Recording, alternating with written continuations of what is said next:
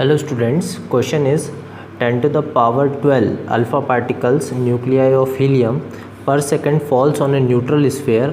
Calculate the time in which sphere gets charged by 2 microcoulomb. तो question में हमें बोला है कि 10 to the power 12 alpha particles जो कि न्यूक्लियाई ऑफ हीलियम है वो पर सेकंड फॉल कर रहे हैं एक न्यूट्रल स्फीयर के ऊपर।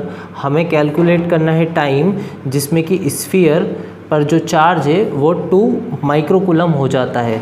तो कंडीशन ये है कि हमारे पास एक स्फीयर है और इस स्फीयर के ऊपर अल्फ़ा पार्टिकल इंसिडेंट कर रहे हैं और जैसा कि हमें बोला है alpha particle nuclei of helium है, तो हम अल्फ़ा पार्टिकल को हीलियम 2+ आयन लेकर के चलेंगे, हीलियम 2+ आयन। और हीलियम 2+ आयन के ऊपर जो चार्ज होता है हमारा वो +2e होता है। तो हमें यहाँ से एक चीज़ समझ में आ गई कि अल्फ़ा पार्टिकल के ऊपर जो चार्ज है वो +2e है।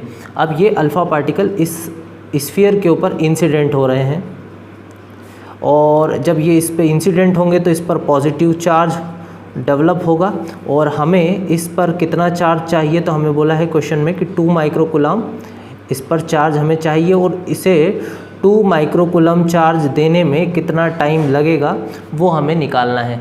तो हमें पहले तो यहाँ से एक बात पता चल गई है कि हीलियम 2+ पर जो चार्ज है वो अल्फ़ा पार्टिकल का चार्ज होगा। तो हम लिख सकते हैं charge on alpha particle equal to +2e। E आपको पता है एलिमेंट्री चार्ज होता है, ई की वैल्यू हम जानते हैं, ई होता है हमारा ये चार्ज ऑफ इलेक्ट्रॉन या चार्ज ऑफ हम प्रोटॉन भी ले सकते हैं। ये होता है 1.6 × 10 - 19 कूलम। अब यहाँ पर हमें क्वेश्चन में बोला है कि 10 to the power 12 alpha particle fall कर रहे हैं पर सेकंड, मतलब 1 सेकंड में 10 to the power 12 alpha particle incident हो रहे हैं। तो हम निकाल लेते हैं कि टी टाइम में कितने अल्फ़ा पार्टिकल इंसिडेंट होंगे। तो हम लिख सकते हैं number of alpha particles false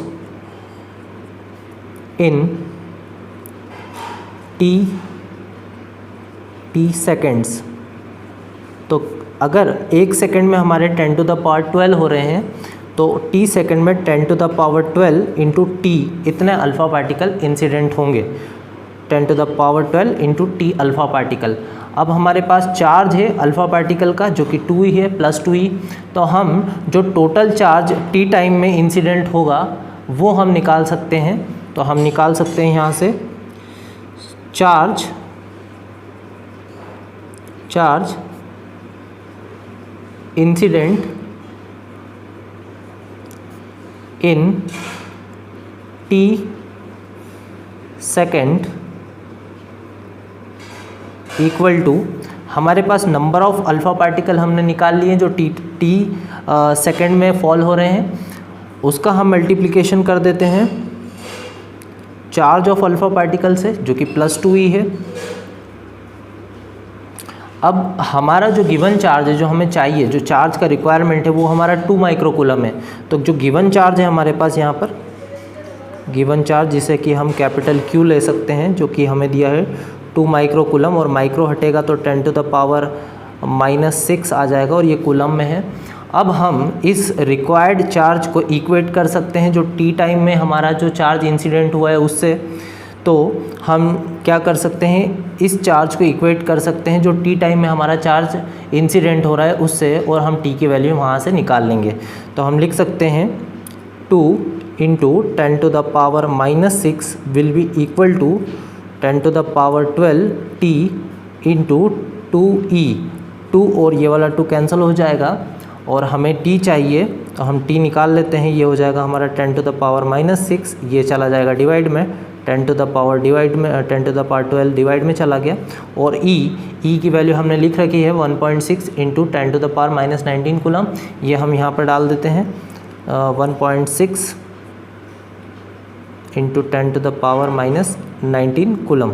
अब यहाँ से हम इसे सॉल्व करें तो ये हो जाएगा हमारा 10 आ जाएगा यहाँ पर और इसे हम सॉल्व करेंगे तो ये पावर ऊपर ले लेते हैं हम 10 टू द पावर 12 को, तो ये हो जाएगा t equals to 10 to the power minus 18 into 10 divided by 1.6 नहीं रहेगा, ये अब 16 हो चुका है क्योंकि हमने डेसिमल हटा दिया है, और ये हो जाएगा 10 टू द पावर माइनस 19।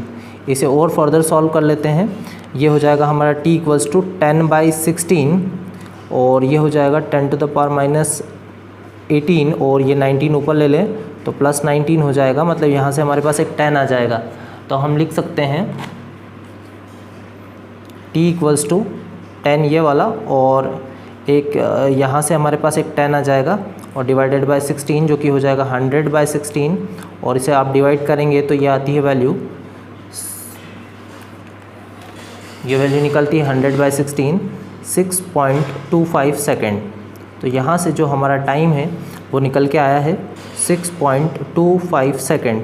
इतना टाइम लगेगा आपको स्फीयर को 2 माइक्रोकूलम चार्ज देने में।